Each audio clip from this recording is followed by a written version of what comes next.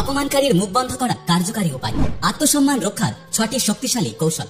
আমাদের চারপাশে এমন কিছু মানুষ সবসময় থাকে যারা সুযোগ পেলেই অপমান করে, খোঁচা দেয়, তুচ্ছতাচ্ছিল্য করে। এটা হতে পারে অফিসের সহকর্মী, আত্মীয় স্বজন কিংবা আপনার পরিচিত কেউ। এমনকি সোশ্যাল মিডিয়াতেও কেউ আপনাকে ট্রোল করতে পারে।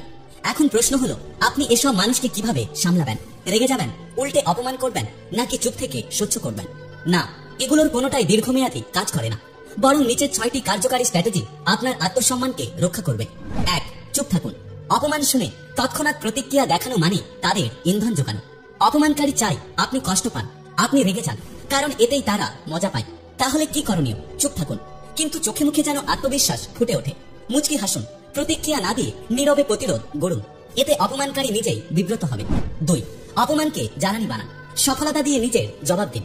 বিশ্বের সেরা অনেক মানুষ জীবনের শুরুতে অপমানিত হয়েছেন, কিন্তু তারা সেই অপমানকে শক্তিতে রূপান্তরিত করেছে। আপনার কাজ হলো প্রতিটা খোঁচার ভেতর থেকে শক্তি খুঁজে বের করা। নিজেকে প্রমাণ করুন, একদিন তাদের মুখ এমনিতেই বন্ধ হয়ে যাবে। 3. বুদ্ধি এবং কৌশলে তাদের উত্তর দিন। সবসময় চুপ থাকাটাও সঠিক নয়। কিছু ক্ষেত্রে এমন জবাব দিন যাতে অপরপক্ষ বুঝে নেয় আপনি মানুষটা সাধারণ নন। 4. দূরত্ব বজায় রাখুন। মানসিক শান্তির জন্য সব মানুষের মতামত গুরুত্বপূর্ণ নয়। যারা কেবল নেগেটিভিটি ছড়ায় তাদের থেকে মানসিক দূরত্ব বজায় রাখুন। তাদের মন্তব্যকে গুরুত্ব না দিয়ে নিজের উন্নতিতে মন দিন। 5. নিজেকে এমন ভাবে গড়ে তুলুন যেন কেউ আপনাকে ছোট না করতে পারে। সবচেয়ে শক্তিশালী প্রতিশোধ হলো নিজেকে এমন জায়গায় নিয়ে যাওয়া যেখান থেকে কেউ ছোট করতে পারবে না। নিজের দক্ষতা বাড়ান, প্রতিদিন কিছু না কিছু শিখুন, নিজের আত্মবিশ্বাসকে গড়ে তুলুন। 6. নিজের আত্মবিশ্বাস বজায় রাখুন। কাদের কথা শুনবেন সেটা বেছে নিন।